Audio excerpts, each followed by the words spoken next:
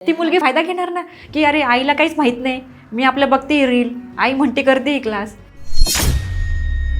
New स्टुडंटसाठी काय सांगाल?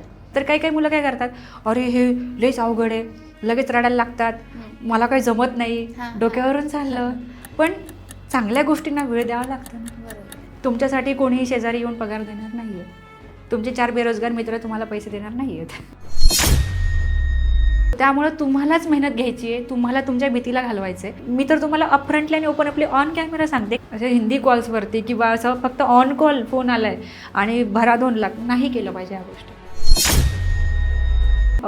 पहिल्याच कॉलमध्ये बोलणं झालं, लगेचच कमिटमेंट देऊन घेतली, होऊन गेलं आणि तितक्याच फास्ट आपण फसलो.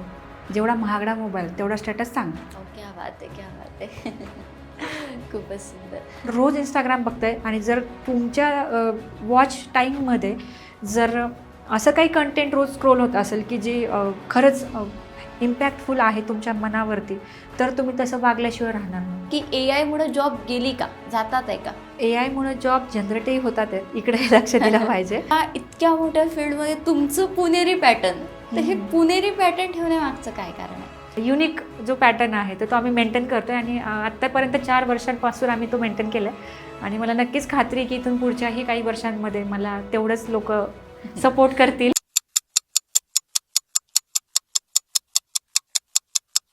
नमस्कार, काय म्हणताय मग? बरे आहात ना? आज आपल्या काय म्हणतायच्या सेटवर आपण आमंत्रित केलेलं आहे पुणेरी पॅटर्नच्या सारिका मॅम यांना. त्यांच्या रील्स तर तुम्ही बऱ्याचदा बघितल्याच असतील. आज आपण एका विशेष टॉपिकवर गप्पा करणार आहोत, म्हणजेच काय, IT. यामध्ये खरंच जॉब असतात का? ही फील्ड नेमकी काय आहे? याबद्दलच्या अनेक प्रश्नाची उत्तरे या पॉडकास्टमध्ये आपण जाणून घेणार आहोत. तर सगळ्यात पहिले मॅम, तुमचे मनापासून खूप खूप स्वागत आहे आमच्या काय म्हणतायच्या सेटवर. Thank you ma'am.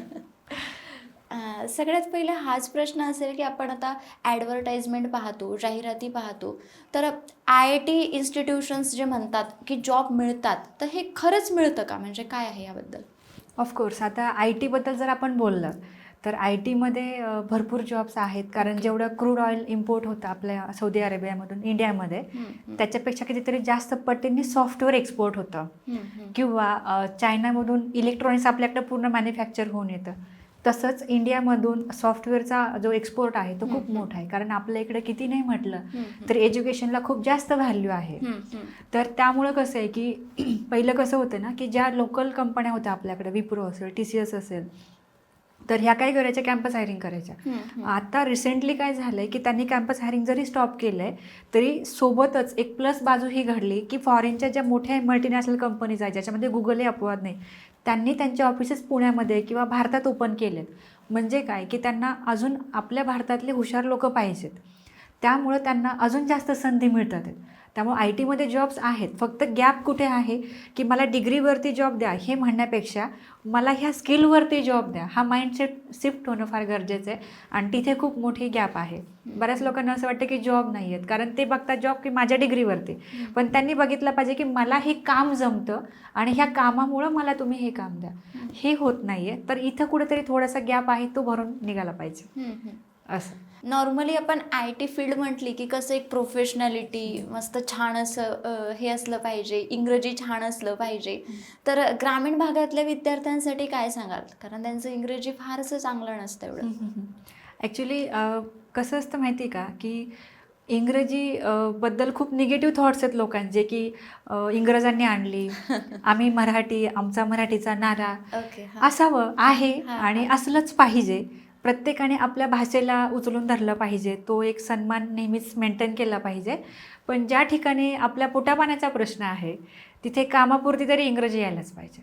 मग इथे हा एक्सक्यूज नको आहे की बाबा मला ह्या कारणामुळे इंग्रजी येत नाही किंवा माझ्या घरात बोलली गेली नाही, मी झेडपी शाळेतला आहे, मी स्वतः जिल्हा परिषद शाळेतून शिकलेली आहे. मलासुद्धा 10वीपर्यंत मराठी शाळा होती, 11वी-12वीलाही मराठी मिडियमच होतं, माझा मराठी हा स्पेशल सब्जेक्ट होता. पण तो कधीच बॅरियर नाही ठरला, कारण कुठेतरी हे अंडरस्टँडिंग असलं पाहिजे की मला कामापुरतं इंग्रजी यायला पाहिजे. आणि IT मध्ये येण्यासाठी तुम्हाला बेसिक HR राऊंड असेल, तुमचं स्क्रीनिंग असेल, एवढं जरी तुम्हाला कामापुरते इंग्रजी आले तरी पण होतं. कारण असं कुठलाच डिग्री होल्डर मुलगा किंवा मुलगी नाही आहे की ज्याला माहीत नाही इंग्रजी काय. त्याने मॅक्झिमम विषय इंग्रजीतून शिकलेले असतात, पेपर लिहिलेले असतात, त्याला सगळं येत असतं. प्रॉब्लेम फक्त बोलण्याचा असतो. त्यामुळे एक 4 ते 6 महिने जर मन लावून जर प्रिपरेशन केलं तरीसुद्धा इंग्लिश कामापुरतं बोलता येतं आणि तरीही चांगले पॅकेज मिळत येतात. कारण भाषा ही अशी गोष्ट आहे ना की ती लोकांमध्ये राहून वागून त्यांच्या भावना पाहून किंवा इमोशन्स बघून शिकली जाते, जे की एकदा एंट्री मिळाल्यानंतर मग प्रॉपरली येते. पण एंट्री पुरतं तरी इंग्रजी यायला पाहिजे. तर त्यासाठी मला इंग्लिश येईल कसं यावरती फोकस केला पाहिजे, ना की मला का येत नाही हे कारणं शोधले पाहिजेत. कारण नाहीचे 10 कारणं भेटतील मग, पण जर करायचे असं ठरवलं तर करण्याचे 5-10 ऑप्शन भेटतील. सो मला असं म्हणायचं की नाही, आपण फोकस केला पाहिजे. माझी इच्छा पाहिजे की मला IT जॉब पाहिजे असं. नॉर्मली ही फील्ड असा एखादा विद्यार्थी आहे की त्यांनी ही फील्ड फक्त रील्सवर किंवा यूट्यूबवर या माध्यमातूनच त्याला माहिती आहे की IT फील्ड असं असं असतं, तर अशा न्यू स्टुडंटसाठी काय सांगाल? कसं आहे की रील्स हा खूप सोपा मार्ग आहे, इझी आहे. की एक 15 वर्षापूर्वी किंवा 20 वर्षापूर्वी माझ्याकडे कीपॅडवाला मोबाईल होता. त्यावेळेस स्मार्टफोन होते पण अफोर्डेबिलिटी नव्हती. आणि आता असं झालं की आता प्रत्येकजण अफोर्ड करतो. एका घरात मॅक्झिमम 4 तरी स्मार्टफोन असतात. सो त्यामुळं रील थ्रू अवेअरनेस तर होतोच.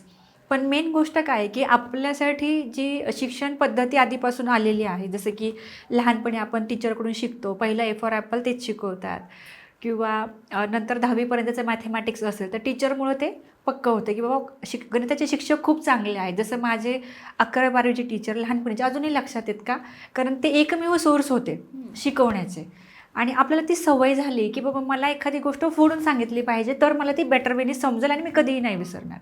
आता काय प्रॉब्लेम झाला आहे की मोबाईलमधून खूप सगळा कंटेंट येतो, तो पाहिला जातो आणि तो तेवढ्या स्पीडने विसरलाही जातो.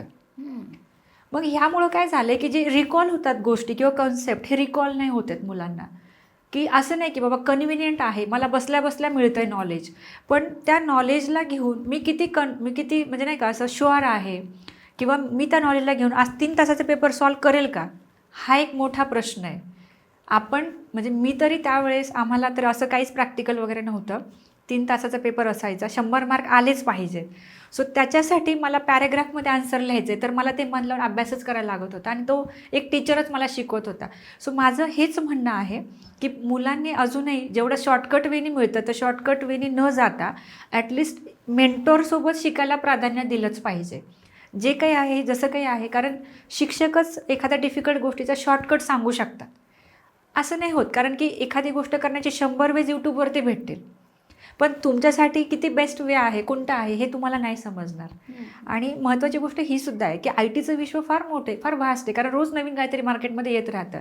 पण आपल्याला इंटरव्ह्यूमध्ये काय बोलायचं, कितपत बोलायचं, त्याच्यामुळे मला जॉब मिळेल का नाही, एवढं जरी तयारी प्रॉपरली केली मेंटॉरच्या गायडन्सने तरी पण होऊन जातं. आता त्यावेळेस 80% मार्क मिळतच होते. इंटरनेट नव्हतं, मोबाईल नव्हता, कसे मिळत होते? कारण जे काही टीचरने सांगितलं आहे तर तेवढं जरी केलं तरी पण होतं. पण आत्ता सध्या काय झालं की यूट्यूबवरती मिळतं आहे, इकडं मिळतं आहे, मिळतं आहे सगळ्याच ठिकाणी. आपल्याला काय घ्यायचं किंवा आपल्यासाठी बेस्ट काय आहे यातला अंतर आपल्याला समजलं पाहिजे. आणि बऱ्याच मुलांचा तो प्रॉब्लेम होतो की ते असं म्हणतात की मी क्लासरूममध्ये किंवा मेंटरकडून काय शिकू. सो मेन ते आहे की आपल्याला आपली शिक्षण पद्धतच तशी आहे पहिल्यापासून. सो थोडंसं ट्रस्ट केला पाहिजे आणि त्यानुसार थोडासा गायडन्स, कारण की आपण जे काही करणार आहे डिग्रीनंतर त्यावरती आपलं 15 ते 20 वर्षांचं करिअर उभं राहणार आहे आणि त्या करिअरवरती आपले स्वप्न पूर्ण होणार आहेत. बरोबर. की मला कुठल्या टाईपच्या फ्लॅटमध्ये राहायचं, मला कुठल्या गाडीत फिरायचं, माझी वाईफ कोण असणार आहे, हे सगळं त्याच्यावरती आहे. सो त्यासाठी डिग्रीनंतर एकही क्षणाचा विलंब न करता स्वतःला अपग्रेडेशनवरती म्हणजे स्पेशलायझेशनवरती फोकस केला पाहिजे. जसं मी म्हटलं की गुगलसारख्या कंपनी इकडे आल्या, बरोबर. आता ह्या कंपन्या TCS सारखं मास हायरिंग नाही करत का, कारण त्यांना स्किलफुल एम्प्लॉय पाहिजे की बाबा तुला AIचं काम येतं का, मग तू माझ्याकडे आहे. ते इथं आलेत आणि इथं का आलेत, कारण त्यांना माहिती इंडियामध्ये टॅलेंट खूप आहे, बरोबर. इंडियामध्ये टॅलेंट खूप आहे आणि जर इथं गुगल नाही ओपन झालं तर कदाचित म्हणजे इंडियामध्ये दुसरं स्वतःचं गुगल सुरू होईल, ही भीती पण आहे त्यांना. मायक्रोसॉफ्टने एवढी मोठी जागा घेतली का, कारण त्यांना माहिती इथं खूप हुशार लोक आहेत, फक्त मग ती स्पेशलायझेशनवरती वर्क करत नाही. आणि आपल्या ग्रामीण भागातल्या मुलांना हा अवेअरनेसच नाही, कुणी येऊन सांगत नाही. कारण त्यांचं काय प्रॉब्लेम झाला आहे की गावामध्ये किंवा वस्तीवर एखादा शिकलेला असतो, मग त्यांनी काय केलं, मग त्याने हे केलं म्हणून त्याच्याकडे ही गाडी आहे, हे घर आहे, त्याची लाईफ तशी आहे, मग मलाही तेच करायचं. पण मग माझं एज्युकेशन बॅकग्राऊंड काय आहे, मला किती मार्क्स पडलेत, माझे 10 तास बसायची क्षमता आहे का, हे सगळं बघितलं गेलं पाहिजे. तेव्हा कुठे त्याची कॉपी केली पाहिजे. सगळं सेम आहे तर आपण करूच शकतो, पण जर तसं नाही आहे तर मग ही रिॲलिटी समजून घेणं आपलं काम आहे. आणि हे कुठेतरी समजत नाही आणि त्यामुळं मुलं वेगळ्याच डिग्रीजला ॲडमिशन घेतात किंवा वेगळ्या दिशेने जातात आणि मग त्यांच्या जवळ काहीतरी गोष्ट आहे ती त्यांना दिसतच नाही. सो मला असं वाटतं जसे मेडिकल फील्डमध्ये MD डॉक्टर्स असतात, PhD करणारे असतात, तसं IT मधले एक्सपर्ट थोडंसं तुम्ही त्यांच्याकडं नाही का गेला पाहिजे, काउन्सिलिंग घेतलं गेलं पाहिजे की IQ लेवल काय आहे, म्हणजे जे काही आपलं इमोशनल इंटेलिजन्स आहे, बाकी बऱ्याच गोष्टी असतात तर त्या अंडरस्टँड केल्या पाहिजेत की मला काय बेटर जमतं आणि मी किती बेटर वेनी त्या फील्डमध्ये पॅकेज मिळू शकतो आणि मग आपण तो डिसिजन घेतला पाहिजे असं मला वाटतं. नॉर्मली आत्ता काय झालेलं आहे ना, तुम्ही आता नोकरीबद्दल बोलल्या, तर त्यामध्ये इंटरव्ह्यू हा फार महत्त्वाचा भाग आहे. मग हातपाय थरथरतात, भीती वाटते, कारण फिअर असतं ना विद्यार्थ्यांना. तर याबद्दल तुम्ही कसं स्टुडंटला गाईड करता? आता माझ्याकडे जो येणारा क्राऊड आहे त्याच्यामध्ये मी एक एक्झाम्पल देते तुम्हाला की समजा एखादी हाऊसवाईफ आहे की बाबा ठीक आहे, लग्न झालं, मुलं झाले, नाही वेळ मिळाला करिअरकडे लक्ष द्यायला, आणि तीच मुलगी ज्यावेळेस आधी जॉब करत होती before marriage, that time she was confident की मी बोलू शकते, मी काम करते, मी कमवू शकते. पण एक 2-4 वर्षाचा गॅप झाला, मुलांची जबाबदारी आली आणि मग तो कॉन्फिडन्स डाऊन गेला, कारण लोकांमध्ये जाणं येणं नाही, आय कॉन्टॅक्ट नाही, काहीच नाही. मग अशा केसेसमध्ये ज्यावेळेस माझ्याकडं येतात, सो त्यावेळेस ते मला हे बोलतात की मॅम आम्हाला तुमच्यासमोर बोलायची भीती वाटते, मनातल्या मनात खूप भारी येतं किंवा आम्हाला एकट्यात खूप भारी जमतं. सो माझं त्या सगळ्यांना हेच सांगणं असतं की आज तुम्हाला ही भीती वाटते कारण तुम्ही ही गोष्ट कधीच नाही केली काही वर्षांपासून. सो तुम्ही ज्यावेळेस एखादी गोष्ट रिपीटेडली कराल, रोज रोज कराल, त्यावेळेस तुम्हाला ती यूज टू होईल की बाबा आपल्याला एखाद्याकडे बघून कॉन्फिडेंटली बोलायचं आहे, आपलं मत मांडायचं, आपला प्रोजेक्ट रिप्रेझेंट करायचं, आपला रेझ्युमे समजून सांगायचं. हे कधी होईल ज्यावेळेस तुम्ही ते गोष्टी रिपीटेडली कराल. सो माझं तेच म्हणणं आहे की ज्या लोकांना भीती वाटते तर ती भीती त्या गोष्टीचं प्रिपरेशन केल्याशिवाय जात नाही. सो आम्ही काय करतो, मग एव्हरी मंथ 15 डेज समोर बसून बोला, तयारी करा. कधी कधी काही मुलांना असं वाटतं की ह्या मॅडम काय म्हणतात, tell me about your self. मला हे म्हणायचं आहे की जर IT कंपनी जे तुम्हाला लाखांचं पॅकेज देणार आहे, जी डॉलर्समध्ये कमवणार आहे, जर तुम्हाला एवढं मोठं पॅकेज पाहिजे तर ते तुम्हाला जज का नाही करणार? ते तुम्हाला तुमच्या इंग्लिश कम्युनिकेशनवरून का नाही जज करणार? जर तुम्ही मम केलं तर ते तुम्हाला का घेतील पॅकेज? कारण खूप लोक पडले रेसमध्ये. हो, कारण की प्रत्येकाला वर्क फ्रॉम होम प्रत्येकाला पाहिजे, लाखोंचं पॅकेज प्रत्येकाला पाहिजे, कॉम्पिटिशन पण तेवढीच आहे. आणि आपल्यासोबतच आपले मराठी मुलं आहेत, सोबत कॉन्व्हेंटचे सुद्धा आहेत आणि अजूनही टॉपर्स आहेत. जसं आपण बघा गाव पातळीवरती आपण एकटेच हुशार असतो, ठीक आहे, हळूहळू आपण तालुका पातळीवरती जातो, आपण पहिल्या 20मध्ये येतो, पुन्हा आपण जिल्हा पातळीवरती जातो, मग पहिल्या 100मध्ये पण नसतो.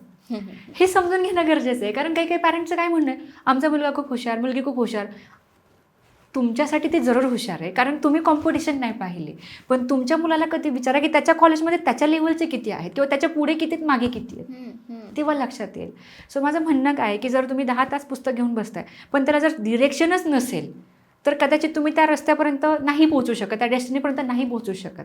सो मेन पार्ट तोच आहे की जर तुम्हाला भीती वाटते कुठल्या गोष्टीची तर ती भीती तुमच्या कॉन्फिडन्समुळे, की तुम्हाला कॉन्फिडन्स नाही आणि तुमचं नॉलेज, तुमची प्रॅक्टिस तुम्हाला कॉन्फिडन्स देते. जसं की मी बेस्ट एक्झाम्पल देईल की तुम्ही ऑब्झर्व केलं असेल ना मॅडम, बऱ्याच ठिकाणी मोपेडवरून गाड्या धडकलेल्या मुलींच्या तुम्ही बघत असाल रील, आणि लोक ट्रोल करतात की मुलींना गाडी चालवता येत नाही, है ना, बघा कशी पडली. हां, आणि पुण्यातल्या मुलींचा तर खूपच व्हिडिओ व्हायरल होतात. माझ्याकडे पण मोपेड होती, आहे अजूनही, मी पण 2दा धडकले होते. मला काय म्हणायचं आहे की मुलं असं का नाही करत, कारण त्यांना कळायला लागल्यानंतर त्यांच्या हातात बाईक येते, नंतर कुणाची तरी गाडी येऊन जाते, ते ॲटलिस्ट 200 किलोमीटर तरी प्रवास करत असतील, ते का धडकते? त्यांचा बेस्ट कंट्रोल आहे की बाबा कमी स्पीडमध्ये त्यांना कसं कंट्रोल करायचं आहे. पण ही मुलीच्या बाबतीत होत नाही. ती मॅरिड झाल्यानंतर, अंडरस्टँडिंग झाल्यानंतर तिच्या हातात बाईक कशी बशी मिळते, तिच्या कामापुरती मिळते, तिची प्रॅक्टिसच नाही आहे, म्हणून तिच्यासोबत हे घडतं. बरोबर. पण जर आपण त्याची प्रॅक्टिस केली, जसं मुलांची प्रॅक्टिस आहे, तर आपण करू का असं? आपल्यासोबत होईल का? असं नाही होणार. सो त्यामुळे मला काय म्हणायचं आहे की ज्या गोष्टीची आपल्याला भीती वाटते त्याची प्रॅक्टिस करणं गरजेचं आहे. मला फक्त भीती वाटते म्हणून तुम्ही तुमचं लाईफ नॉर्मल जॉबमध्ये नॉर्मल पगारावरती स्पेंड करणार असाल तर ती तशीच राहील मग. पण जर तुमचे स्वप्न मोठे आहेत की नाही, मला पुण्यासारख्या ठिकाणी जर मी आली आहे किंवा जर मला यायचं आहे आणि मला जर चांगल्या ठिकाणी फ्लॅट घ्यायचा आहे किंवा एक बेटर लाईफ जगायचं आहे, माझ्या मुलांना चांगल्या स्कूलला पाठवायचं आहे, तुम्हाला मेहनत घ्यावी लागेल. तुमच्यासाठी कोणीही शेजारी येऊन पगार देणार नाही आहे. तुमचे 4 बेरोजगार मित्र तुम्हाला पैसे देणार नाही आहेत. तुमचं सर्व्हायवल, तुमचं लाईफ हे तुमचे एफर्ट ठरवतं, शेजारचे नाही ठरवत. सो त्यामुळं तुम्हालाच मेहनत घ्यायची आहे, तुम्हाला तुमच्या भीतीला घालवायचं आहे, त्यासाठी प्रॅक्टिस करायची आणि त्यासाठी टीम्स आहेत. सो त्यांची हेल्प घ्यायची, करेक्ट दिशेने आपल्याला एफर्ट टाकायचे आणि मग कुठे ती भीती जाते आणि मग मुलं सिलेक्ट होतात. सो मी हे ऑब्झर्व केलं आहे की जे मुलं कन्सिस्टंटली करतात प्रॅक्टिस, ते जनरली पहिल्याच इंटरव्ह्यूमध्ये सिलेक्ट होतात. कारण त्यांना माहिती असतं, अरे हा प्रश्न आधी विचारला होता, लगेच ते आन्सर देऊन मोकळे होतात. सो हा एक डिफरन्स आहे.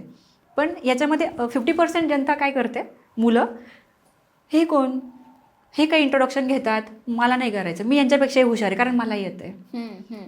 पण आपण असं नाही ना म्हणू शकत. आता समजा ॲथलेटिक्स आहे, 5 इयर्स नंतर त्या गेम्स येतात ऑलिम्पिक्सच्या आणि त्यांच्यामधून पॉईंटनी ते हारतात. त्यांना 5 वर्ष प्रॅक्टिस करावं लागतं, तेव्हा कुठं ते पॉईंटनी जिंकतात. बरोबर. They have to wait for 5 years आणि ते फक्त वेट नाही करत, ते प्रॅक्टिस करत राहतात. तेव्हा कुठं त्यांना ते यश मिळतं, त्यांचं गोल्ड मेडल थोड्यावरून जातं. बरोबर. आणि नाही गेलं तर पुन्हा म्हणजे 10 वर्ष लागले ना. मग जर त्यांच्यात एवढे पेशन्स आहेत तर आपण एवढे पेशन्स का लूज करून घेतोय?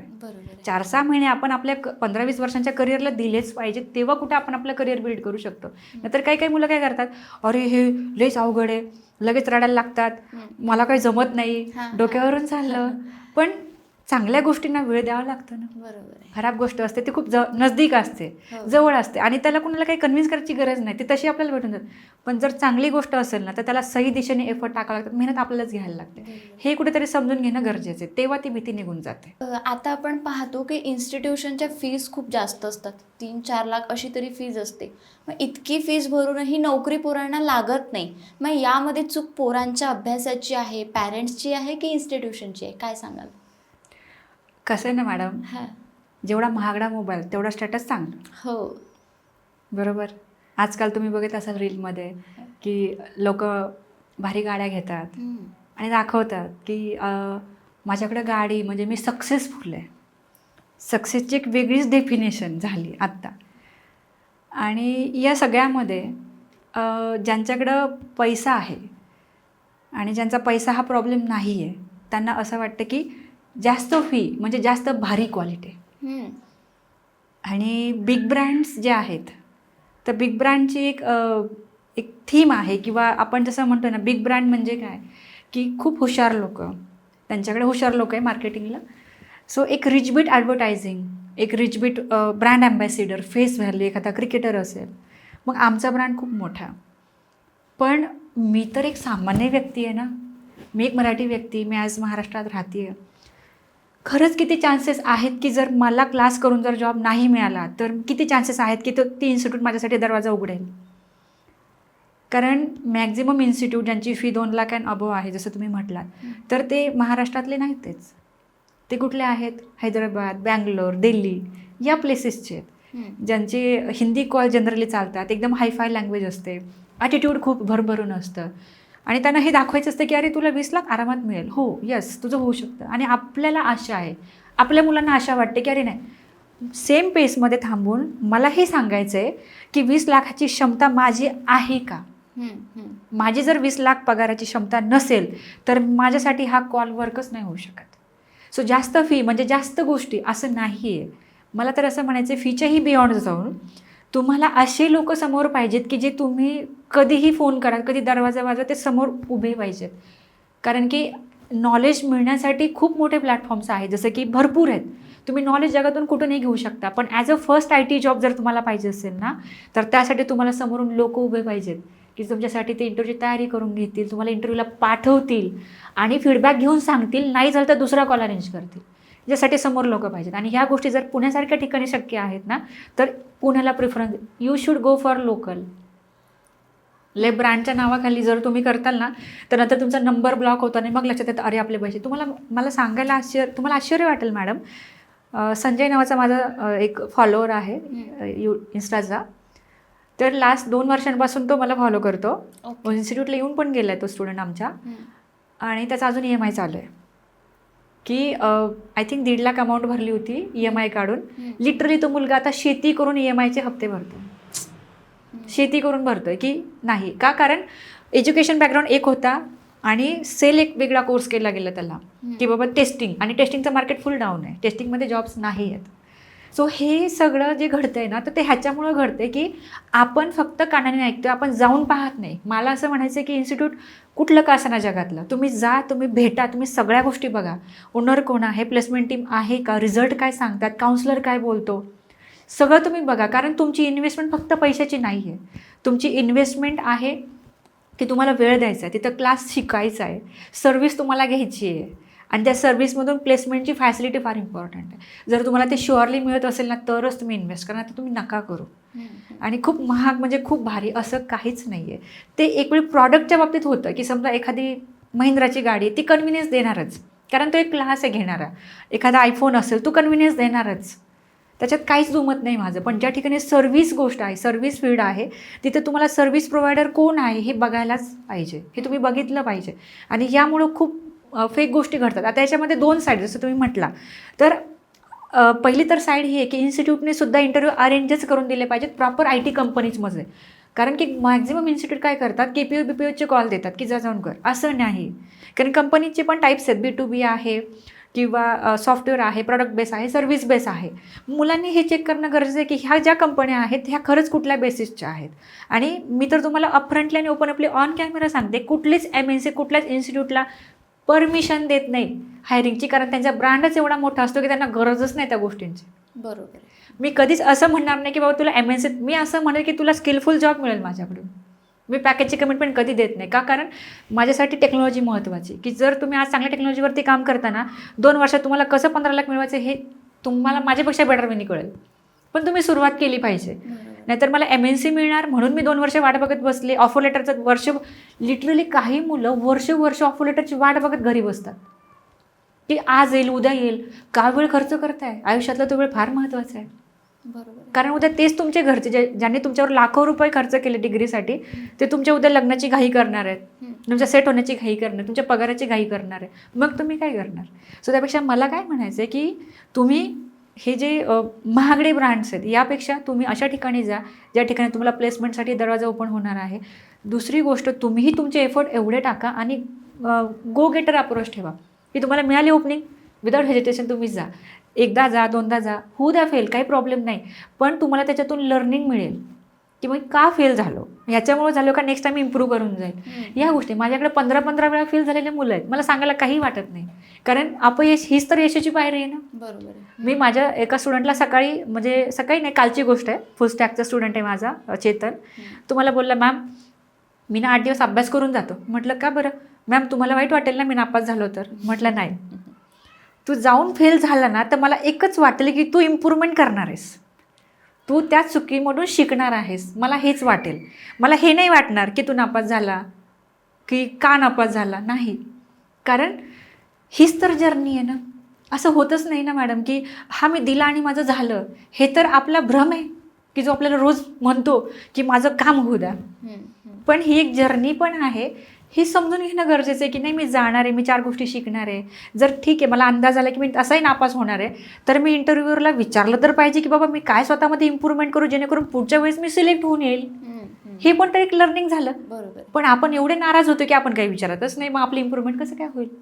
सो हा जो फॅक्टर आहे ना, हा गरजेचा आहे. तर त्यामुळे मुलांनी सुद्धा अशा हिंदी कॉल्सवरती किंवा असं फक्त ऑन कॉल फोन आला आहे आणि भरा 2 लाख नाही केलं पाहिजे. ह्या गोष्टी पाहिलं पाहिजे की मी इन्व्हेस्टमेंट तर करतोच आहे, पण मला सर्व्हिस देणारा कोण आहे, हु इज द सर्व्हिस प्रोव्हायडर, हे बघितलं पाहिजे. हे तितकंच गरजेचं आहे.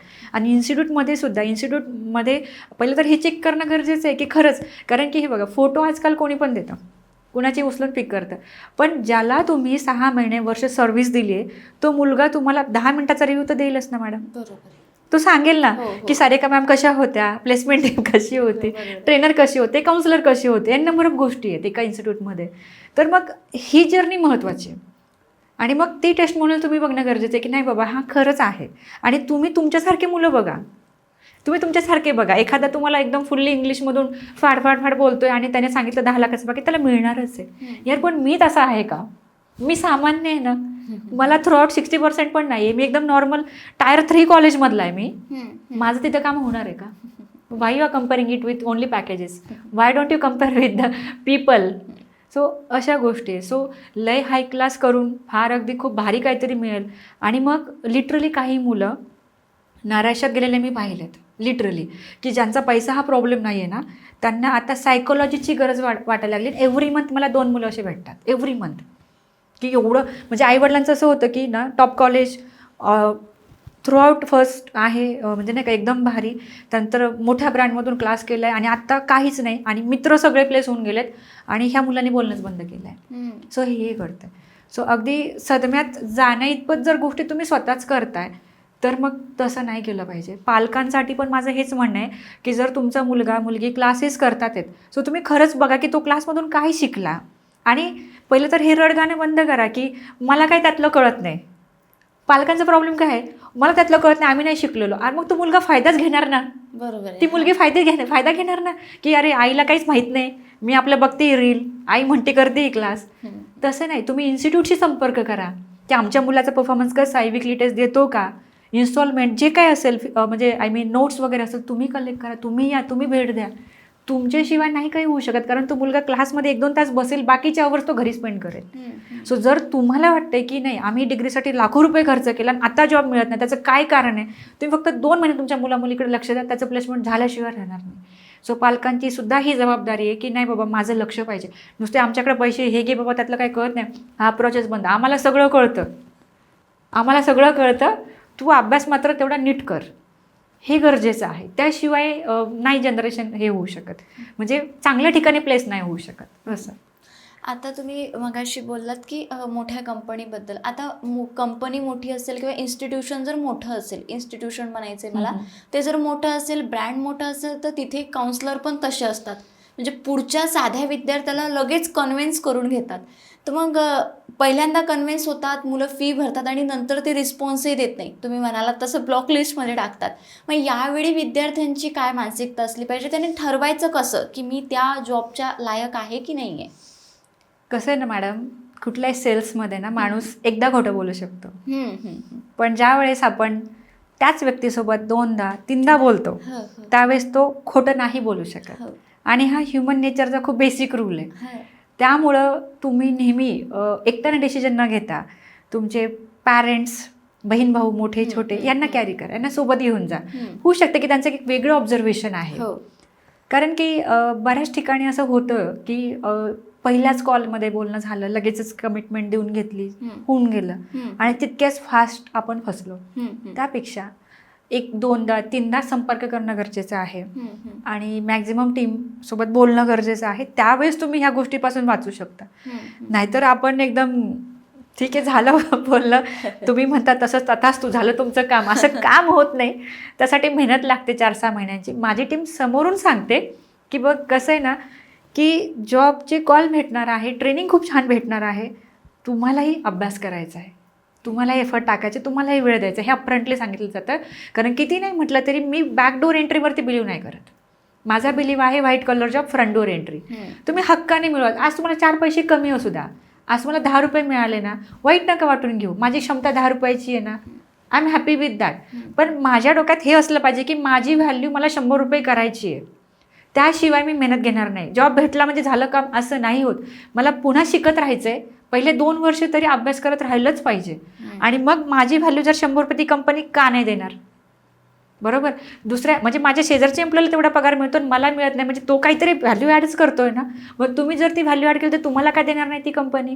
सो हे करणं गरजेचं नाही. तर मला एवढंच पाहिजे म्हणून 2-2 वर्ष गॅप असणारे मुलंच आमच्याकडे चौकशीला येतात की आमचा असा गॅप आहे, आम्हाला एवढंच पाहिजे. तसं नक्की तुम्हाला तेवढंच मिळते. मॅनिफेस्टेशन आहे ना, जसं आपण म्हणतो की मला मर्सिडीज पाहिजे, पण मग ती मिळते ही कधी कधी वेगळ्या मार्गाने, पण ती तशी जाते सुद्धा. त्यापेक्षा त्याला तुम्हाला 5 वर्ष नाही 10 वर्ष लागू द्या, की आल्यावरती ती लक्ष्मी तुमच्याकडेच राहणार आहे.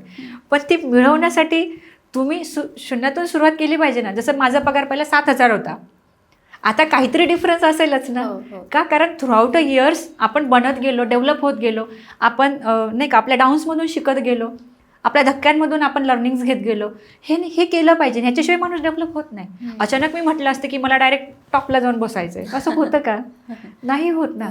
सो त्यामुळे आपल्या हँड्समध्ये आहे की नाही माझी व्हॅल्यू मला कशी वाढवायची. त्यामुळे हेजिटेशन न करता ॲटलिस्ट मिळेल त्या पॅकेजने सुरुवात केली पाहिजे, नंतर मग ते कसं वाढेल याकडे फोकस केला पाहिजे. आता नॉर्मली ना ज्यावेळी आपण आय टी इन्स्टिट्यूशनबद्दल विचार करतो ना तर त्यांची नावं जी आहे ही फार प्रोफेशनल किंवा अशी ही नावं दिसतात. या इतक्या मोठ्या फील्डमध्ये तुमचं पुणेरी पॅटर्न, तर हे पुणेरी पॅटर्न ठेवण्यामागचं काय कारण आहे? बघा कसं आहे मॅडम, पुणे विद्येचं माहेरघर हो आहे हो हो. आणि पुण्याकडं सगळेच जण आशा ठेवून येतात. सगळेच, असं नाही की फक्त आय टी जॉब करणारे मुलं असतील, एज्युकेशनला येणारे असतील किंवा कोणाला जॉब करायचा आहे किंवा ज्याचं काही गावाकडं काही सोर्स नाही आहे, सेकंड ऑप्शन नाही आहे. प्रत्येकजण काही ना काही आशा घेऊन येतो. आणि पुण्यामध्ये एज्युकेशन सिस्टीम आधीपासून चांगली आहे, शिक्षक खूप चांगले आहेत. तर मग ह्या सगळ्या गोष्टी इथं शक्य आहेत. आणि तुम्ही हे पण पाहिलं असेल की बऱ्याचशा गोष्टी गावाकडे नाही आहेत, त्या ह्या सिटीमध्ये शक्य आहे. दुसरं कसं आहे, पॅटर्न हा जो शब्द आहे याच्या मागे एक पद्धत असा त्याचा अर्थ होतो की एकीकडे लातूर पॅटर्न फेमस झाला होता का, कारण त्या शिक्षकांमुळे तो फेमस झाला होता. सो पुणेरी पॅटर्न आय टीमध्ये एक ब्रँड नेम असण्यामागं पहिलं हेच रिझन आहे की आमची जी पद्धत आहे की ह्या म्हणजे नाही का एक युनिक जी मेथड आहे की आम्ही एकदम साध्या पद्धतीने रिप्रेझेंट करतो आहे. कारण जोपर्यंत आपण आपली सिम्प्लिसिटी समाजासमोर ठेवत नाही ना, तोपर्यंत लोक त्यांचे प्रॉब्लेम शेअर नाही करत. आणि जोपर्यंत प्रॉब्लेम शेअर होत नाही तोवर आम्ही सोल्युशन नाही देऊ शकत. तर त्यामुळे गोष्टींना खूप हायफाय ठेवलं म्हणजे ते खूप भारी. उलट ह्यामुळं नुकसान खूप होतं, कारण की समोरच्याची इच्छा खूप असते की मला इन्व्हेस्ट करायचं आहे, मला करायचं आहे, बट तो कनेक्टच नाही होऊ शकत आपल्यासोबत. सो आपल्यासोबत कनेक्ट होण्यासाठी ॲटलिस्ट ती मराठी जी भाषा आहे ती मला खूप इझी वाटते. कारण ॲट द एंड टीचिंग हे इंग्लिश आणि हिंदीतूनच चालतं. पण महत्त्वाचा फॅक्टर काय आहे की जे आपले छोटे छोटे प्रॉब्लेम्स आहेत किंवा जे आपले माणसं आहेत, तर ह्या माणसांना साध्या पद्धतीने कनेक्ट करून त्यांच्या छोट्या छोट्या प्रॉब्लेमवरती सोल्युशन देण्यासाठीचा हा जो पॅटर्न आहे पुणेरी पॅटर्न, तर त्यामुळं आम्ही असं नाव चॉईस केलं. आणि हे इझी टू रिमेंबर आहे, फार लवकर लक्षात राहतं, जनरली कोणी विसरत नाही. तर हा एकदम युनिक जो पॅटर्न आहे तर तो आम्ही मेंटेन करतो आहे. आणि आत्तापर्यंत 4 वर्षांपासून आम्ही तो मेंटेन केला आहे. आणि मला नक्कीच खात्री की इथून पुढच्याही काही वर्षांमध्ये मला तेवढंच लोक सपोर्ट करतील. आता स्टुडंटच्या बाबतीत ना म्हणजे त्यांना प्लेसमेंट तर मिळतं, पण पाहिजे त्या पद्धतीनं पॅकेज भेटत नाही. म्हणजे जसं सांगितलं जातं तसं पॅकेज भेटलं जात नाही. तुम्हाला काय वाटतं, हे स्कॅम आहे की ट्रूथ आहे? हे तर रियालिटी चेकच म्हणायला लागेल. कारण की पॅकेज हे टोटली स्किलवरती डिपेंड आहे. आता समजा माझ्याकडं एक कोर्स आहे जसं की फुलस्टॅक जावा डेव्हलपमेंट, ठीक आहे. आता त्या कोर्समध्ये जर मला बॅकएंड, फ्रंट एंड, डेटाबेस हे सर्व शिकवायचं आहे, तर असं कधी होत नाही मॅडम की सगळ्याच गोष्टी खूप परफेक्ट आल्या आणि 6च महिन्यात आल्या. होऊ शकतं एखाद्या मुलासोबत ते होऊ शकतं वर्क की बाबा त्याला सगळं आलं तर त्याला चांगलं पॅकेज मिळण्याची अपेक्षा खूप पटींनी वाढते. पण सेम बॅचमधले असे काही मुलं आहेत की ज्यांना फ्रंट एंडचं रिॲक्ट जेएस नाही जमत, त्यांना फक्त बॅकएंडच जमतं आणि तेवढ्यापुरतंच ते करू शकतात काम. तर त्या केसमध्ये त्यांना लो पॅकेजमधून पण सुरुवात करायला लागते. सो कमिटमेंट देताना समोरच्या काउन्सिलरने कितीही कमिटमेंट दिली तरी हा रिलेटेड चेक ठेवणं फार गरजेचं आहे की मला काय येतं आणि मला जी टेक्नॉलॉजी येते त्यावरती मी काय कोडिंग किंवा प्रोजेक्ट प्रेझेंटेशन देऊ शकते. जर ते मनातून माहिती असेल ना मला हे येतं तरच तेवढी अपेक्षा ठेवून चाला. पण जर माहिती ना मनातून की नाही, मला काही काही मुलं म्हणतात मॅडम की मॅम एवढे मॉड्यूल्स आहेत त्यातलं मला एवढंच चांगलं जमतं, तुम्ही याच्यावरच ओपनिंग द्या, माझं काम फार सोपं होतं. कारण की ते खूप क्लिअर असतं. म्हणजे माझाही वेळ जात नाही, माझ्या टीमचा वेळ जात नाही. नाहीतर कधी कधी काय होतं ना की आमच्या लक्षात येत नाही की समोरच्याला काय बेस्ट येतं. तर आम्ही काय करतो ना, जो वाईड जो पॅटर्न आहे स्किलचा, त्या पॅटर्ननुसार आम्ही ओपनिंग शेअर करतो आणि मग ते मुलं फेल होत राहतात, खूप वेळा फेल होतात. आणि मग एंडिंगला कळतं, एखाद 2 महिन्याचा वेळ गेल्यावर कळतं की अरे ह्याला काहीच जमत नाही किंवा त्यालाही नंतर कळतं. सो त्यापेक्षा हे आधी क्लॅरिटी घेणं गरजेचं आहे. म्हणजे जर तुम्हाला माहिती आहे ना की तुम्ही हा कोड करून किंवा या टेक्नॉलॉजीवरती जर तुम्ही हाफ अवर एक्सप्लेनेशन देऊ शकता तुमच्या प्रोजेक्टचं, बेसिक प्रोजेक्टचं, तरच तुम्ही त्याच्यात एक्सलंट असं समजून घ्या स्वतःला. पण जर तुम्हाला 2 लाईन पण एक्सप्लेन करता येत नाही किंवा जावाचा कोर्स करून तुम्हाला सिंगल लाईनचा कोड पण लिहिता येत नाही, समजून घ्या तुम्ही जावासाठी बनलेच नाही आहेत. थोडंसं तुम्हाला डिमोटिवेशन झाल्यासारखं वाटेल, पण ही रियालिटी आहे. कारण की शेवटी ना वेळ फार महत्त्वाची आहे. म्हणजे कसं असतं ना, डिग्रीनंतर घरच्यांना खूप घाई असते, कधी जॉब लागतोय, कधी याचं लग्न होते, कधी हा सेट होते, कधी याला मुलं होतात. म्हणजे ही एकदम 21शी ते 30शीतली ही जर्नी प्रत्येक मुलाची. सो माझं ओपिनियन काय आहे की पॅकेजच्या मागे पर्सेंटेज तर आहेतच आहे प्रत्येक मुलाचे, पण पर्सेंटेज असेल किंवा कॉलेज असेल किंवा एज्युकेशन आहे, हे फक्त इलिजिबिलिटी क्रायटेरिया आहे. याच्यामुळे सिलेक्शन होतं असं नाही. सिलेक्शन हे फक्त स्किलमुळे होणार आहे. त्यामुळे तुमच्याकडे काय स्किल सेट आहे आणि तो किती प्रॅक्टिकली तुम्हाला येतो याच्यावरती पॅकेज असतं. आता काही काही मुलं आहेत त्यांना 4.8चं मिळतं, 5चं मिळतं, 6चं पण मिळतं, कारण ते आधीपासून गो गेटर असतात, शिकवलं की समजलं चालले, आणि बॅच संपल्यानंतर ते मुलं बाकी स्टुडंटला एक्सप्लेन सुद्धा करतात की अरे मॅमने आज हे शिकवलं, मॅमने आज ते शिकवलं. मीन्स त्यांचं जे स्किल आहे प्रेझेंटेशन हे खूप स्ट्रॉंग आहे, तर त्यांना का नाही मिळणार. सो त्या ठिकाणी त्याने ती एक्सपेक्टेशन ठेवणं फार स्वाभाविक आहे. पण ज्या मुलांना माहिती की अरे नाही मला येत नाही, मला एक्सप्लेन करता येत नाही, त्यांनी पहिला अप्रोच हा ठेवला पाहिजे की मला जे येतं त्याच्यापासून मला सुरू करायचं. एकदा का माझं सुरुवात झाली की मी पुढं 6 महिने अजून तयारी करतो. मी 8 दिवसापूर्वी मला भेटायला आलेल्या एका स्टुडंटला मी हेच सांगितलं की अरे तो मला म्हटला की मॅम दिवसभर काम करून खूप थकल्यासारखं होतं. म्हटलं असं किती काम करतो तू. तो बोलला की मी 9ला जातो आणि मला 7-8 वाजतात. म्हटलं ठीक आहे 9 ते 10ची बॅच घे, पण शिक. अजून तू तरुण आहेस, तू वय नाही ना झालं तुझं. हेच तर एज आहे म्हटलं कष्ट घेण्याचं. आत्ता जर कष्ट घेशील तर पुढचं तुझं फ्युचर चांगलं जाईल. पण तू आत्ता असं नको म्हणू की मी सकाळी जातो 9ला संध्याकाळी 8ला घरी येतो, मी खूप काम करतो. ऑब्व्हियसली तू करतोय, पण तुझ्या पगारामध्ये तेव्हाच वाढ होईल ना की ज्यावेळेस तू अजून स्किल शिकशील. त्याशिवाय नाही होणार ना. कारण काही एक वय असतं की ज्याच्यात आपण मेहनत घ्यायची असते, त्याशिवाय आपली 30-40 चांगली नाही जात. हे पण समजून घेणं गरजेचं आहे. नाहीतर बऱ्याच वेळा तो प्रॉब्लेम आम्हाला फेस होतो की मुलं पॅकेजेसचे विचारतात. पॅकेजेससाठी ओपन अपली मी जर बोलले ना तर अशा एवढ्या वेबसाईट्स आहेत आणि एवढ्या कंपन्या आहेत की ज्या आत्ताही 10 लाखाचं पॅकेज द्यायला बसलं. तुम्हाला ते नॉलेज आहे का, तुम्हाला ते प्रॅक्टिकली जमतं का. जसं की मी माझ्या लाईव्ह सेशनमध्ये रिव्हर्स इंजिनिअरिंग करून दाखवते की जर तुम्हाला 15 लाख कमवायचे तर त्यासाठी तुम्हाला डेव्हलपमेंटमध्ये हे यायला लागेल, तर तुम्हाला 15 लाख मिळतील. आहे तयारी? नाही. मग तयारी कशी करायची हे पण मी शिकवते की तुम्ही पहिले 6 महिन्यामध्ये every month, every week, every day काय प्लॅन केलं पाहिजे आणि त्यानुसार तुम्हाला ते मिळेल, हे पण मी करून देते मुलांना. आणि हे गरजेचं आहे. पण शेवटी कन्सिस्टन्सी फार महत्त्वाची. आज मी केलं आणि उद्या मी झोपलो, थंडी वाजते मला खूप, काही होणार नाही. तुम्हाला थंडी असो किंवा उन्हाळा असो, तुम्हाला तेवढी मेहनतच घ्यायची, त्याशिवाय होत नाही. त्यामुळं कुणी किती आमिष दिलं की किती भारी पॅकेज मिळेल, यापेक्षा स्वतःच्या कष्टांवरती बिलीव्ह करा. आणि जर तुम्हाला ते प्रॅक्टिकली येते तर एक्सपेक्ट करा, नाहीतर जे मिळेल त्याच्यापासून सुरुवात करा. मॅम IIT-मध्ये खरंच म्हणजे स्किल पाहिलं जातं की कम्युनिकेशनच्या बेसवरच जॉब दिली जाते, काय वाटतं? दोन्ही पण. कारण कसं आहे, कम्युनिकेशन हे चांगल्या स्किलनी तर येणार आहे ना. तुम्ही बोलणार काय, की जे तुम्हाला येतं आहे तेच तर बोलणार आहेत ना. दोन्ही गोष्टी इम्पॉर्टंट. आता कम्युनिकेशन का महत्त्वाचं आहे, कारण की आपल्या इंडियाचं जे आउटसोर्सिंग होतं सॉफ्टवेअरचं, तर ते कुठल्या कंट्रीजला होतं, मॅक्झिमम UK, US, युरोप, फार तर फार चायना किंवा दुसऱ्या कुठल्या कंट्रीजसाठी होत असणार आहे. तर मग हे जे कंट्रीज आहेत, हे जे क्लायंट्स आहेत, तर ह्यांची भाषा इंग्लिश आहे. तर मग आता फॉरेनर्सची भाषा तर एकदम फर्स्ट क्लास इंग्लिश राहते किंवा एकदम फास्ट राहते. भले आपल्याला तेवढं भारी बोलता नका येऊ द्या, पण त्यांची भाषा आपल्याला एकतर समजली पाहिजे किंवा आपलं बोललेलं त्यांना समजलं पाहिजे. यासाठी कम्युनिकेशन महत्त्वाचं. आणि दुसरं स्किल का महत्त्वाचं आहे, कारण की आता जे आपलं 1-2 मॉडेल्स असतात सॉफ्टवेअर डेव्हलपमेंटमध्ये, वॉटरफॉल आणि अजाईल मॉडेल. तर वॉटरफॉल मॉडेल काय होतं की पहिले तर प्रोजेक्ट येणार, तो डिवाइड होणार आणि मग तो बनल्यावरती स्टेप बाय स्टेप तो डिलिव्हर होणार.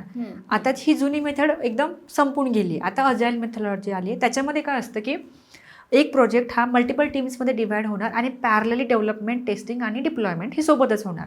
म्हणजे काय की जो प्रोजेक्ट द्यायला 2 महिने लागायचे तो एव्हरी डेच्या बेसिसवर ते डिलिव्हर होते. त्या हिशोबाने कंपनीला पेमेंट मिळतात आहेत. आलं लक्षात. मग हे जे काम आहे की जे आज मला सकाळी असाईन झालं संध्याकाळी द्यायचं आहे, त्यासाठी मला माझे स्किलच वर्क करतात. ह्याच्यासाठी माझी डिग्री मला वर्क नाही करू शकत. सो त्यासाठी स्किल असणं फार गरजेचं आहे की आज जरी मला जॉब मिळाला कुठल्याही चांगल्या कंपनीमध्ये, पण ते काम मला करता यायला पाहिजे. का, कारण सॉफ्टवेअर इंडस्ट्री जी आहे याच्यामध्ये तुम्हाला टीचरसारखं कोणी समोर बसून नाही शिकवत. त्याच्यामध्ये तुम्हाला रिसोर्सेस मिळतात, जसं व्हिडिओ असेल, टेक्स्ट फाईल असेल किंवा PPTs असतील, तर हे तुम्हाला प्रोव्हाइड केले जातात आणि ते बघून तुम्हाला स्वतः शिकायचं असतं. आलं लक्षात. सो बऱ्यापैकी मुलांचे लेऑफसुद्धा होतात की तिथं जॉब तर मिळतो, पण ते काम नाही जमलं तर त्यांना मग कंपनी 1-3 असेसमेंट घेते की बाबा तुम्हाला हे शिकायला सांगितलं होतं, हे तुम्हाला जमलं का, आता प्रोजेक्ट आला त्यावरती तुम्हाला आम्हाला टाकायचं आहे. पण जर त्या तिन्ही असेसमेंटमध्ये जर मुलं फेल झाले त्यांना तिथून काढूनही टाकतात. सो महत्त्वाचा फॅक्टर काय आहे की जरी माझ्याकडे आज एज्युकेशन आहे, जरी माझ्याकडे चांगल्या कॉलेजची डिग्री आहे, तरी पण जर मला काम नाही जमलं तर त्या केसमध्ये मला काढून नाही टाकलं पाहिजे. किंवा मला जमत नाही म्हणून मला सपोर्ट किंवा वॉईससारख्या प्रोफाईलमध्ये नाही शिफ्ट केलं पाहिजे, कारण तिथे मला लाँग रनला ग्रोथ नाही मिळणार. मला ग्रोथ देणाऱ्या काही ठराविक टेक्नॉलॉजी आहे, जसं की AWS क्लाउड असेल किंवा त्यानंतर डेव्हलपमेंट असेल, डेटा सायन्स किंवा डेटा अनालिस्ट असेल, AI/ML असेल, किंवा ज्या टेक्नॉलॉजीज अशा आहेत ज्याच्यावरती ॲक्च्युली ह्युमन डिपेंडन्सी आहे किंवा जनरेटिव्ह आहे काम, क्रिएट करणारं काम आहे, तिथेच मला चांगला पगार मिळतो. आणि ते काम मिळण्यासाठी ते काम आधी शिकलं पाहिजे. हे कॉलेजेसमध्ये शिकवलं जात नाही. का? कारण कॉलेजेसमध्ये विद्यार्थ्यांना सब्जेक्ट क्लिअर करायचे आहेत, प्रॅक्टिकल क्लिअर करायचे आहेत, ओरल व्हायवा हे क्लिअर करायचे. तिथे त्यांना इंडस्ट्रीचा प्रोजेक्ट नाही बनवून द्यायचा. त्यामुळे इंडस्ट्री लेवलचं जे काही काम आहे तर ते आधी शिकलं पाहिजे, मगच एंट्री घेतली गेली पाहिजे, कारण मिळालेला जॉब जाणाऱ्याची संख्या पण खूप जास्त आहे. आता यासोबतच कम्युनिकेशन, जसं तुम्ही मला म्हटलात, त्यासोबत प्रेझेंटेशनसुद्धा येतं. मग त्याच्यामध्ये प्रोफेशनलिझम हा एकदम इम्पॉर्टंट फॅक्टर आहे. म्हणजे कॅज्युअल बिहेवियर, आपण जे म्हणतो ना जेनजीज, किंवा आता जे ट्रेंड आला आहे तर तो का आला आहे किंवा असं का होतं की जॉब जातात आहेत, कारण जे रीलमध्ये दिसतंय ते खरं आहे असं त्यांना वाटतंय. त्यामुळं खूप मुलं तसेच वागायला जातात आहेत. सो असं न करता ॲटलिस्ट पहिले 2-3 वर्ष एका कंपनीत टिकून राहिलं पाहिजे. पेशन्स नाही आहेत आजच्या मुलांमध्ये. थोडा विचार काही बोलले किंवा थोडंसं काही झालं की लगेच मग मी चाललो माझ्या जॉबवरती लात मारून. असं न करता प्रॉपर कन्सल्टंटचा सल्ला घेतला गेला पाहिजे, पॅरेंट्सशी डिस्कस केला पाहिजे. कारण खूप मुलांचा तो प्रॉब्लेम होतो, युनिफॉर्म प्रॉपर नसतो किंवा वेळेवर पोहोचणं नाही किंवा मोबाईल फोन यूज करणं, असे खूप प्रकार सध्या घडतात आहेत. त्यामुळे ते कामाची सिन्सिअरिटी नाही असं दिसतं. तर कम्युनिकेशन स्किल्स आणि प्रेझेंटेशन हा पण एक इम्पॉर्टंट फॅक्टर आहे. आणि हे कॉलेज लेवलला ॲझ्युम केलं जातं की आमच्या सिस्टीमकडे बघून मुलं डेव्हलप होतील किंवा कंपल्शन केलं जातं की बाबा युनिफॉर्म घालून या. मग ही गोष्ट जॉब लागल्यावरती कुठे जाते? सो महत्त्वाचा फॅक्टर तोच आहे की ह्या दोन्ही गोष्टींसोबत जर आता मी माझ्या इन्स्टिट्यूटबद्दलच सांगते. जसं की माझी एक स्टुडंट आहे, ती क्वालिटास ग्लोबलमध्ये स्लीपर्स आणि पॅन्ट आणि टॉप घालून गेली, नॉर्मल लाईक लेगिन्स वगैरे. ज्या ठिकाणी प्रॉपर प्रोफेशनल अटायरमध्ये जायला हवं होतं. जसं मी ब्लेझर का विअर करते, त्याचं मेन रिझन हेच आहे की people should accept me as a trainer, they should accept me as a leader. तरच ते त्या गोष्टीचा नाही का म्हणजे ॲक्सेप्ट करणार आहेत माझ्या गोष्टींना, किंवा माझ्यासाठी तो इम्पॅक्टफुल कॉन्टेंट पाहिजे. तसंच जर तुम्ही इंटरव्ह्यू देताय तर त्या ठिकाणी तुम्ही जर कॅज्युअली गेलात तर तुमचं जे काही स्किल आहे, जे काही नॉलेज आहे, याचा इम्पॅक्ट HR वरती नाही होणार. त्याचं लक्ष तुमच्या बाकीच्या कॅज्युअल गोष्टींकडे जास्त राहणार. आणि मग ते आमच्या प्लेसमेंट ऑफिसरला रागवत बसतात की तुमच्या स्टुडंटला तुम्ही हेच शिकवलं का, तुमच्या स्टुडंटला तुम्ही शूज घालायला नाही सांगितले का, प्रॉपर केस विंचरायला नाही सांगितले का, त्यांना कसं बसायचं हे नाही शिकवलं का. सो आता समजा व्हिडिओ कॉल इंटरव्ह्यू आहे, ऑब्व्हियसली व्हिडिओ कॉलमध्ये समोरचा आपल्याकडे बघतोय, आपण त्याच्याकडे बघतोयच आहे, पण जो आपला background it should be very much clear. किंवा भांड्यांचा आवाज येतोय, कुत्रा मुंगण्याचा आवाज येतोय, लहान मूल ओरडते, रडते, समजलं पाहिजे की माझा 15 मिनिटाचा इंटरव्ह्यू तेवढा तरी मला थोडंसं हे द्या. कुठेतरी एखादी अशी जागा असतेच की ज्या जागेवरती आपण हे करू शकतो. मी तर म्हणते तुम्ही टेरेसवर जा, पण ती संधी फार महत्त्वाची, कारण की समोरून दुसरे इंटरव्ह्यूसुद्धा असतात. सो त्यामुळं ह्या सगळ्या गोष्टी आहेत. त्यामुळं हे पण फार महत्त्वाचं, याच्यामुळे खूप मुलं रिजेक्ट होतात. सो इंग्लिश कम्युनिकेशन किंवा स्किल यापेक्षाही बियॉन्ड जाऊन माझं हेच म्हणणं आहे की प्रोफेशनलिझम पाहिजे. आणि कुठेतरी IT म्हटलं की इन्व्हेस्टमेंटची पण मेंटॅलिटी पाहिजे मॅडम, की एक चांगलं इंटरनेट पाहिजे. म्हणजे लिटरली असंही होतं की मोबाईलचं इंटरनेट वापरलं जातं आणि फोन आले की ते डिस्कनेक्ट पण होतं. म्हणजे एवढं प्रॉब्लेम्स आहेत. किंवा लॅपटॉप खूप जुन्या काळातला आहे, त्याच्यामध्ये काही इन्स्टॉलच होत नाही. सो त्यापेक्षा ॲटलिस्ट लॅपटॉपमध्ये Windows 11 इन्स्टॉल होतं आहे का, किंवा त्याच्यामध्ये प्रॉपर इंटरनेट आहे का, महत्त्वाची गोष्ट लाईट आहे का. तर हे बेसिक इन्व्हेस्टमेंट असलीच पाहिजे, कारण हेही माहीत नाही मुलांना. म्हणजे sorry to say like that, but खूप मुलांना ह्या गोष्टी माहीत नाही आहेत, कारण की ती इन्व्हेस्टमेंट आहे फ्युचरसाठीची. सो कुठेतरी तेवढं आपण केलं पाहिजे, त्यानंतरच आपण ह्या गोष्टींमध्ये पडलं पाहिजे असं मला वाटतं. स्टुडंटच्या पॉईंट ऑफ व्ह्यूने जर विचारायचं झालं तर आम्ही नवीन आहे या फील्डसाठी, म्हणजे आम्हाला काही इतकं माहिती नाही. तर अशा टॉप काय कंपनी आहे जिथे ड्रीम असतं IIT स्टुडंटचं जाण्याचं, की मला त्या कंपनीत जायचं, तसं काय टॉप काय असतं स्वप्न? एक काळ होता मॅडम की TCSचा जॉब म्हणजे गव्हर्नमेंटच्या नोकरीसारखं होतं. 4 लाख पॅकेज आणि बस ते लाईफ सेट. तुम्ही ऐकलंच असेल की न्यूजमध्ये सतत येतं 12,000 लोकांना काढलं, 15,000 लोकांना काढलं. आता TCSने हायरिंग जरी थांबवलंय ना, 4 लाख म्हणजे वर्षाला 4 लाख? येस, ओके, पहिलं पॅकेज. पहिलं. आणि मग कॉलेज कॅम्पसमध्ये जाऊन तेवढ्या मुलांना हायर करून घेऊन जाणं, म्हणजे पोत्यात भरून फ्रेशर घेऊन जाणं असं व्हायचं. आता ते पूर्ण थांबलंय. त्याचं कारण हे की जे काम TCS फॉरेन कंपनीला करून देत होती आणि ते काम करून देत असताना एक बजेट दिलं जायचं की ह्या कामासाठी एवढा टाईम लागेल, त्यासाठी एवढे एम्प्लॉईज लागतील आणि एवढा खर्च येईल, $10 समजा खर्च येतोय. तेच काम फॉरेन कंपनी ज्यावेळेस इथं त्याचं इन्फ्रास्ट्रक्चर एस्टॅब्लिश करून इथले एम्प्लॉई घेऊन ज्यावेळेस करते तरी त्यांना 50% जास्त पैसे सेव्ह व्हायला लागलेत. हे व्हायला लागले. सो यामुळं काय झालं आहे की ज्या ड्रीम कंपन्या होत्या TCS वगैरे ह्यांचं हायरिंग जरी ते ड्रीम आहे तरी पण होत नाही आहे. सो इनडायरेक्टली बाकीच्या कंपन्या जसं गुगल आहे किंवा बाकी मल्टिपल आता खराडी फेज 2 आले किंवा KP कोरेगाव पार्कमध्ये सुद्धा भरपूर कंपन्या आल्यात. या कंपन्या हायरिंग करायला लागल्यात आणि जिथं TCS समजा डेटा अनालिस्टचा एक जॉब रोल आहे तिथं त्या हायरिंग करणं थांबवलं आहे. तिथंच गुगलसारखी कंपनी हायर करते आणि TCSपेक्षा जास्त पगार देते. का? कारण गुगलला तरीसुद्धा परवडतं आहे की इथं इन्फ्रास्ट्रक्चर घेऊन इथे हाय पेड एम्प्लॉय घेऊन सुद्धा परवडते. का? कारण त्या कंपन्याने इंडियाचं टॅलेंट नवीन AI सॉफ्टवेअर्स किंवा AI मॉडेल्स बनवायसाठी वापरायचं आहे. तर त्यामुळं मला असं वाटतं की जे ड्रीम मुलांचं होतं की TCS, कॉग्नी, विप्रो जे काही आहे तर ते ड्रीम तुम्ही शिफ्ट करा आता आणि त्या ड्रीममध्ये पहिलं तर हे ठेवा की मला ही टेक्नॉलॉजी घेऊन ह्या कंपनीत जायचं आहे. आणि काहीच वावगं नाही आहे. जर गुगलचं स्वप्न रंगवलं तर गुगलमध्येही कोणीही जाऊ शकतं कारण गुगलसाठी एज, एज्युकेशन हा क्रायटेरियाच नाही आहे. It's very simple. जर तुम्हाला ते काम येतं आहे तर गुगल का नाही घेणार? सो या गोष्टी फार महत्त्वाच्या. जसं तुम्ही ऐकत असाल ना की या मुलींनी ही स्कॉलरशिप मिळवली, शिष्यवृत्ती मिळवली, लहान लहान पोरांना जमतं आजकाल, आपल्याला का नाही जमत? बरोबर. सो हे करणं गरजेचं आहे. आता सोशल मीडियाचा जमाना आहे Right. आणि त्यामध्ये तरुणी फार गुरफटलेली आपल्याला पाहायला मिळते. तर तुम्ही ॲज अ टीचर काय सांगाल विद्यार्थ्यांच्या बाबतीत? खरंच सोशल मीडियाचा निगेटिव्ह परिणाम होतो का स्टडीवर? पहिलं तर ज्याला असं वाटतं ना की इंस्टाग्राम माझ्या अभ्यासाचं माध्यम आहे तर हा पहिला लय मोठा गैरसमज आहे. तो पहिला दूर करा. कारण इंस्टाग्राम ही शॉर्ट एंटरटेनमेंट ॲप आहे की शॉर्ट एंटरटेनमेंटसाठी आपण ते वापरू शकतो, रिफ्रेशमेंटसाठी वापरू शकतो. डझंट मीन की इंस्टाग्राममधल्या सगळ्याच गोष्टी खऱ्या आहेत. कारण 80% कॉन्टेंट हे पर्पजसाठी बनवलं आहे. माईट बी फॉर फॉलोविंगसाठी असेल, सबस्क्रायबरसाठी असेल, marketing वॉच टाईम असेल, मार्केटिंग असेल. खरा कॉन्टेंट काय असतं मॅडम की ज्या ठिकाणी एस्टॅब्लिशमेंट आहे त्या ऑफिसची लोकं आहेत, एक जुना एस्टॅब्लिशमेंट आहे, गुगलचं प्रेझेन्स आहे, रिव्ह्यूज आहेत प्रॉपरली आणि महत्त्वाची गोष्ट तर त्या प्लेसला गेल्यानंतर कोणीतरी भेटतं आहे हे गरजेचं आहे. हे क्रॉस व्हेरिफिकेशन असेल तर 20% कंटेंट खरं आहे असं मला वाटतं. 80% तर फेकच आहे कारण त्याच्यामागं वेगवेगळा पर्पज आहे. जर तुम्हाला ॲज अ स्टुडंट जर शिकायचंच असेल ना तर तुमच्यासाठी बेस्ट यूट्यूब आहे, गुगल आहे, ChatGPT आहे, ट्रेनर्स आहे, मेंटॉर आहेत. ह्या गोष्टी जेन्युइन आहेत. तिथं तुम्ही नक्की जा, शिका. पण लर्निंग प्लॅटफॉर्मवरून जर इंस्टाग्राम तुम्ही म्हणून जर वापरत असाल तर ते कधीही करू नका. आणि पहिलं तर हे मानूच नका की ते खरं आहे. हे अजिबात नाही. जर तुम्ही व्हेरीफाय करताय तो कॉन्टेंट अगदी व्हेरीफाय करा. जसं तुम्हाला पुणेरी पॅटर्न इन्स्टिट्यूटबद्दल कळालं तर तुमचं इमिडिएटली त्या लोकेशनला व्हिजिट पाहिजे, कॉल व्हेरिफिकेशन पाहिजे, तुम्ही गेला पाहिजे किंवा त्यानंतर तुम्ही गुगल रिव्ह्यूज पाहिले पाहिजेत, वेबसाईट पाहिली पाहिजे. खरंच ते आहे का?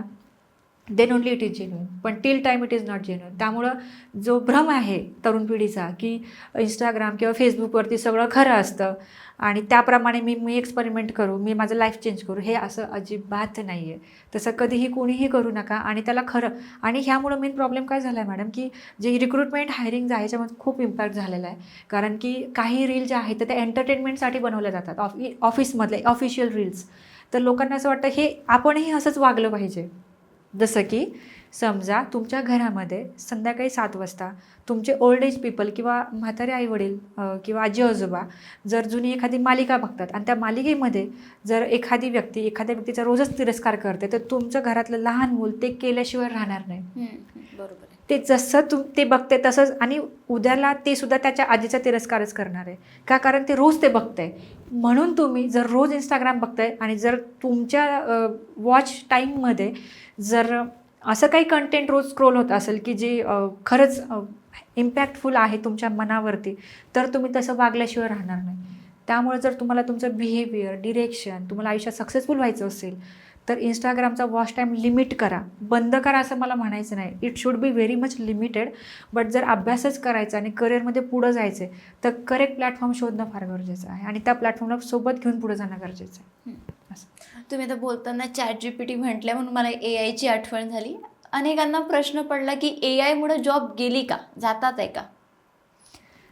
AI मुळे जॉब जनरेटही होतात आहेत, इकडे लक्ष दिलं पाहिजे.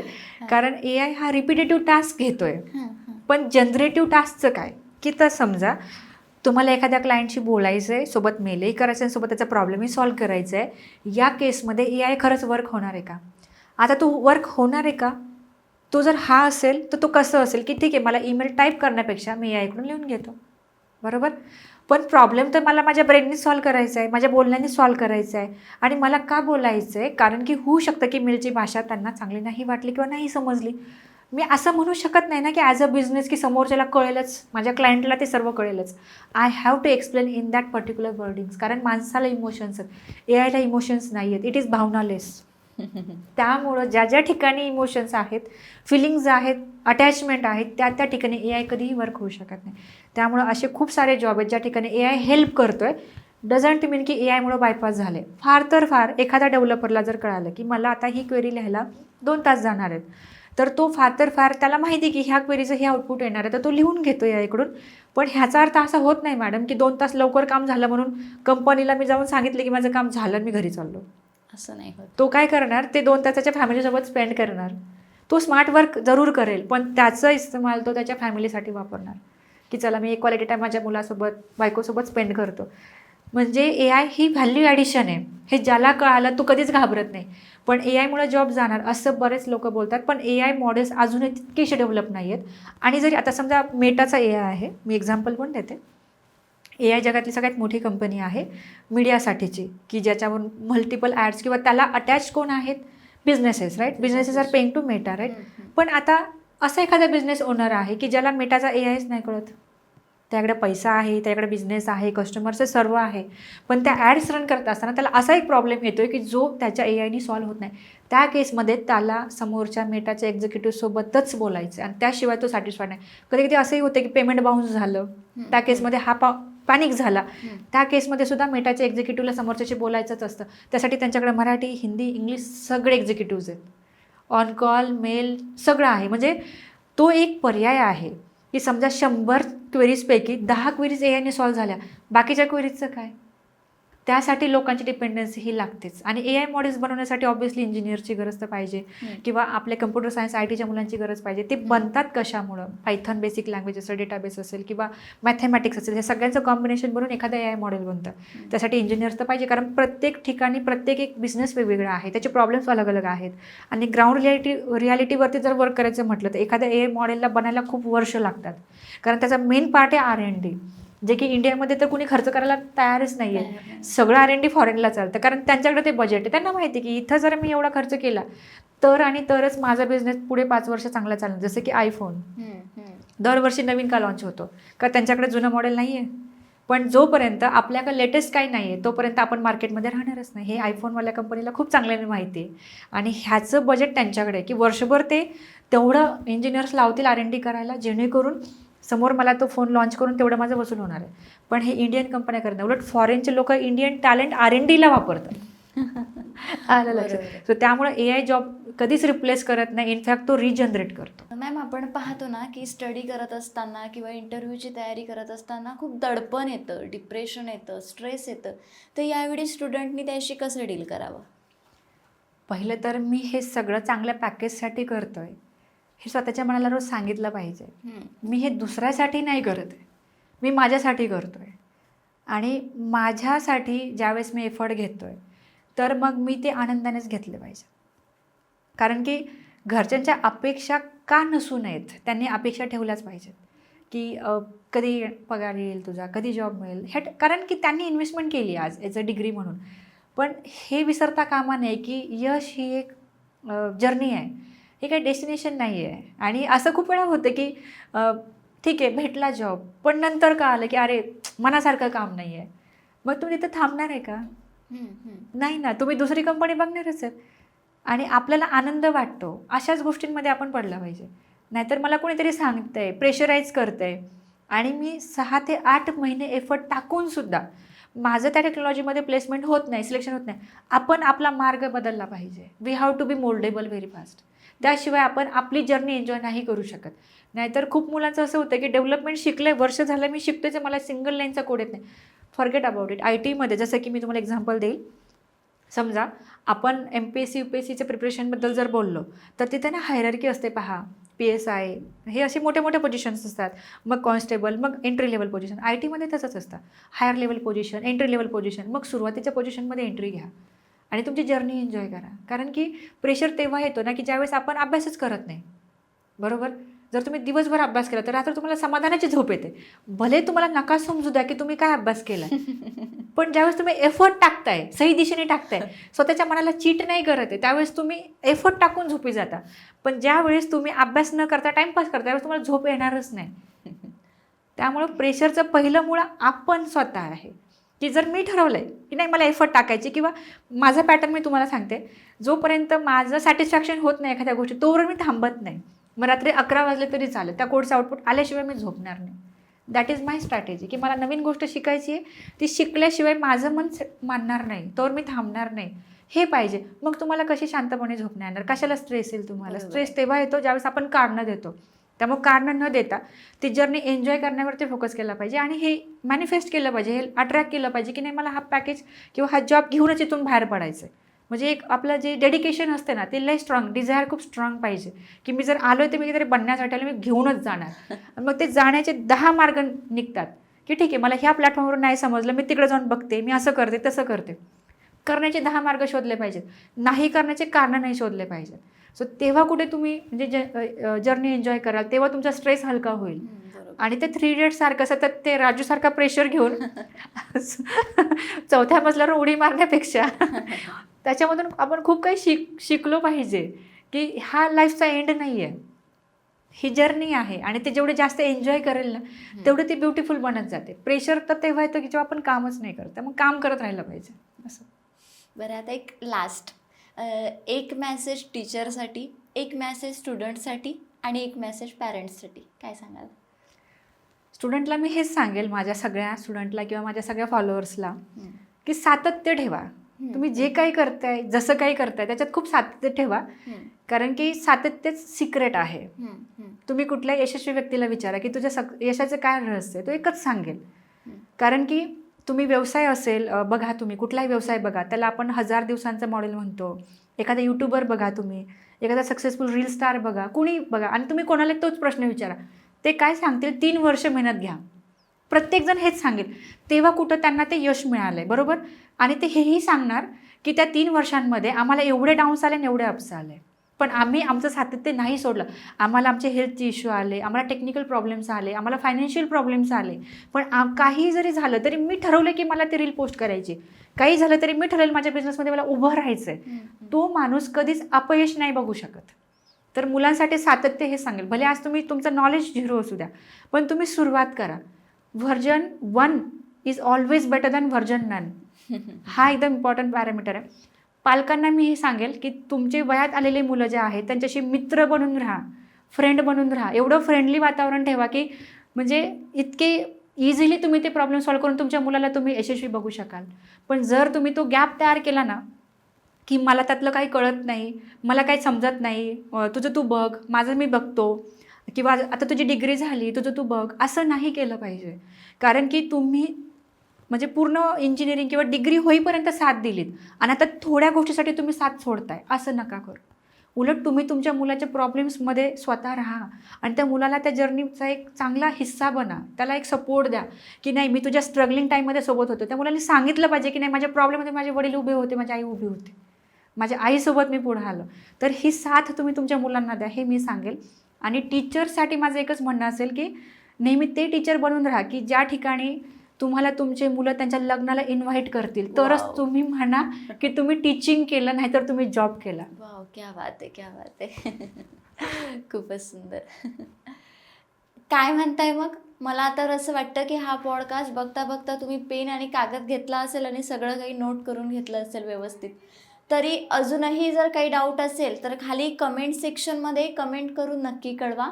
आणि परत मॅमशी काही जर कॉन्टॅक्ट करायचं असेल तर इंस्टाग्रामला पुणेरी पॅटर्न नावाचं पेज आहे, तिथे जाऊन मॅमला नक्कीच DM करा किंवा मेसेज करा. पॉडकास्ट रिलेटेड काही क्वेरी असेल किंवा मग टीचिंग रिलेटेड काही क्वेरीज असेल किंवा काही प्रॉब्लेम असेल तर नक्की तुम्ही मॅमशी संपर्क करू शकता. मॅम तिथे तुमच्यासाठी अवेलेबल असतील. आणि पॉडकास्ट कसा वाटला हे देखील कमेंट सेक्शनमध्ये कमेंट करायला विसरू नका. आणि महत्त्वाची गोष्ट, आपला पॉडकास्ट जवळपास 1 तासाचा झालेला आहे, तर याच्या छोट्या छोट्या क्लिप्स म्हणजे 7 ते 8 मिनिटाच्या क्लिप्स आपण काय म्हणताय क्लिप या चॅनलला देखील अपलोड करत असतो, स्पेशल एका टॉपिकवरल्या क्लिप. तर त्या चॅनलला देखील व्हिजिट करा. त्याहीपेक्षा शॉर्टमध्ये फॉलो करण्यासाठी इंस्टाग्रामच्या पेजला फॉलो करायला विसरू नका. थँक्यू.